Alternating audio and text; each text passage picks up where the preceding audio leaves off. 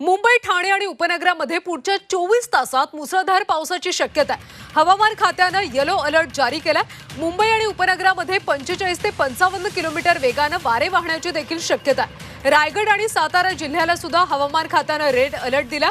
रायगड, सातारा जिल्ह्यात मुसळधार ते अतिमुसळधार पावसाची शक्यता आहे। रत्नागिरी, सिंधुदुर्ग जिल्ह्यासाठी हवामान खात्यानं ऑरेंज अलर्ट दिला, तर भंडारा, गोंदिया जिल्ह्याला देखील ऑरेंज अलर्टसह सतर्कतेचा इशारा देण्यात आला।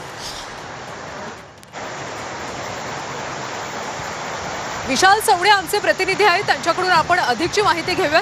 विशाल, खरं तर राज्यभरातल्या अनेक ठिकाणी येलो अलर्ट, ऑरेंज अलर्ट सोबतच रेड अलर्ट सुद्धा जारी करण्यात आलाय। पुढच्या 24 तासामध्ये राज्यात कशा पद्धतीने पाऊस होईल? नक्कीच हे अत्यंत महत्त्वाची बातमी आहे, कारण हवामान खात्यानं नुकतेच अलर्ट जे आहेत ते पुढील 24 तासासाठी जारी करण्यात आलेले आहेत हवामान खात्याकडून। त्यामध्ये महत्त्वाचं म्हणजे रायगड आणि सातारा या 2 जिल्ह्यांसाठी रेड अलर्ट दिलेला आहे। तिथं जवळपास 200 मिलीमीटर पेक्षा अधिक पाऊस पडण्याचा जो अंदाज आहे तो वर्तवला गेलेला आहे। त्यामुळे त्या परिसरामध्ये रेड अलर्ट जारी करण्यात आलेला आहे।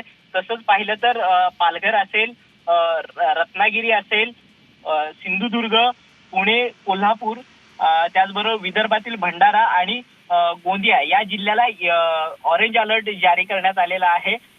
त्यामुळे तिथंही एक सतर्कतेचा इशारा हवामान खात्याने दिलेला आहे।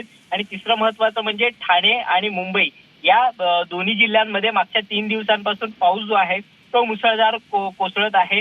या ठिकाणी देखील हवामान खात्याने येलो अलर्ट जारी केलेला आहे। त्याचबरोबर मुंबई शहर आणि उपनगरामध्ये काही ठिकाणी मुसळधार ते अतिमुसळधार पाऊस होण्याचा अंदाज देखील हवामान खात्याने व्यक्त केलेला आहे। त्यामुळे पुढचे 24 तास जे आहे ते अत्यंत महत्त्वाचे ठरणार असल्याचं देखील समोर आलेलं आहे। नक्कीच विशाल, पुढचे 24 तास अतिशय महत्त्वाचे आहेत, त्यामुळे काळजी घ्या असं आवाहन देखील केलं जात आहे। धन्यवाद तुम्ही दिलेल्या माहितीसाठी।